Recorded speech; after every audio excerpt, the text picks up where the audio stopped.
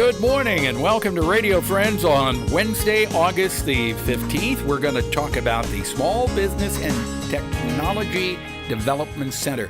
We had SOO KOON LEE on about a month and a half, 2 months ago, and we touched briefly on what this is. Why don't you explain once again, Sue? So the Small Business and Technology Development Center is a statewide program of offices that help business owners with anything that they need assistance in terms of marketing, financial analysis, operations.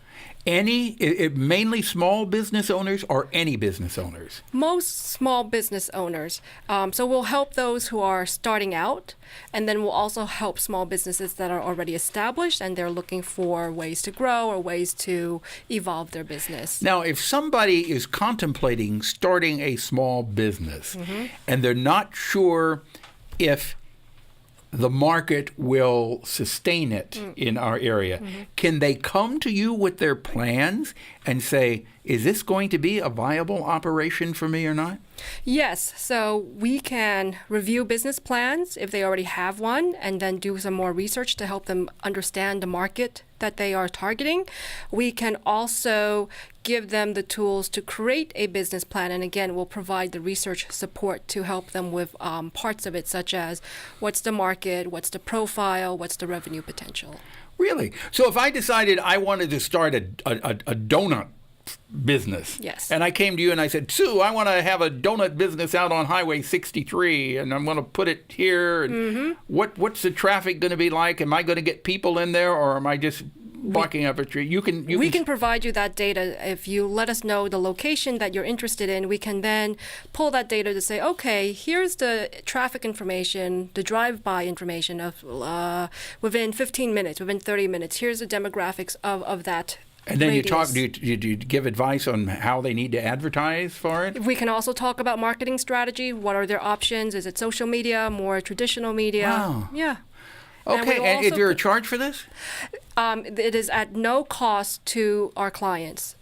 The only thing is we, as a condition of our no-cost assistance, we expect them to provide us with progress data on how they're doing. Yeah, so you want to know if you're helping them out. Correct. You want to know how they are doing. And is this part of the university? It is. It is part of the University of Missouri's extension. Okay. If people want more information, can they call you, or is it better to go to the website?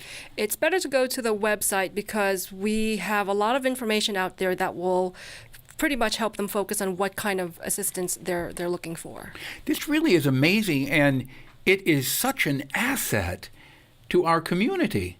Yes. To everybody. And for every small business that's listening or watching us right now, if you want some assistance, you want more information on how you can make your business grow, you can contact this organization, and it's free of charge. Yes, we have offices in Columbia, Jefferson City, Sedalia, Moberly, Kirksville. All right. Missouri. SOO KOON LEE, thank you so much for coming by.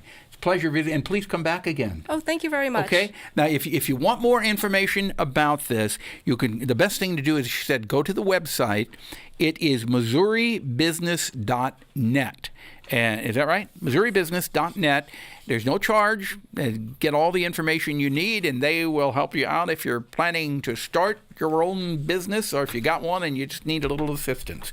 All right. Now, Connie Shay is here, and Connie just came off of the big quilt show. I did.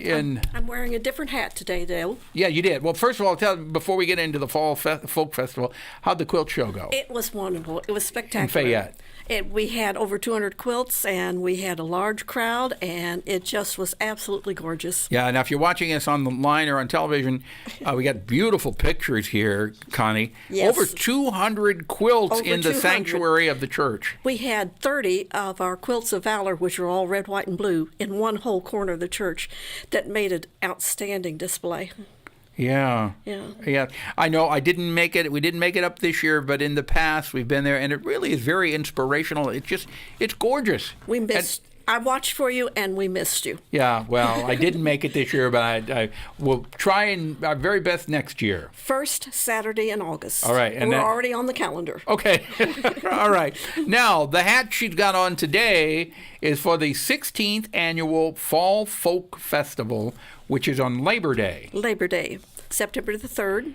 Can you believe, Paul, I've been coming for 16 years to talk to you about this? You have, yes. I remember. And I remember back on the Pepper and Friends show when you came, you brought your granddaughter with you that very first time. My 20-year-old granddaughter. Yeah.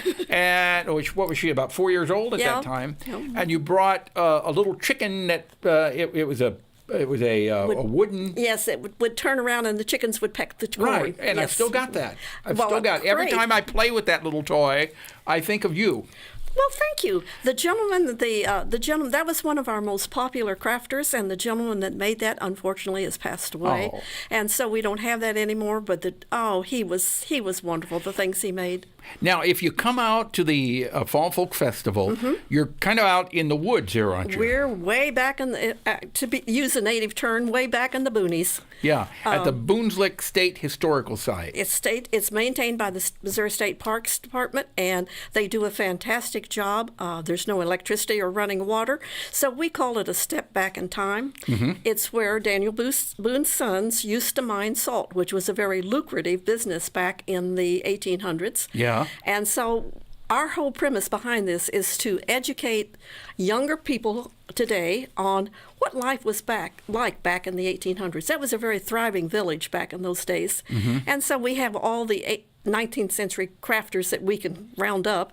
We have quilters, we have weavers, we have spinners, we have one of our most popular ones is a young man from Fulton who carves and plays the Native American flutes. Oh. Very hauntingly. And you have food too, right? Oh, yes. We have a church group that does bring, they'll cook hamburgers and hot dogs, and we have sodas and water. Now, did they have hot dogs back then? No. We started out with elk burgers trying to be authentic. Howsoever, elk burgers got too expensive. We do not want families to have to come and spend a lot of money. Okay.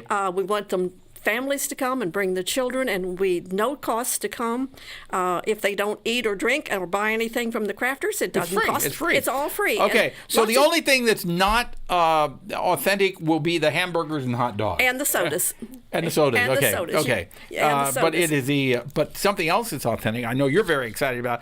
You don't get very good cell service out there. There's absolutely no cell service, and so that makes you happy. You can bring your children, and you won't have to worry about them being on the telephone or playing games. They can come and play all of our children's games. All right. That is at the Boonslick State Historical Site, 10 a.m. to 3 p.m. on Labor Day. Labor Day. September 3rd. September 3rd. Bring your families and come. All right, Connie Shay, thank you so much for coming by. It's always a pleasure to have you here. Thank you, Paul. I love coming. Thank you for having me. All right, we love having you here, too.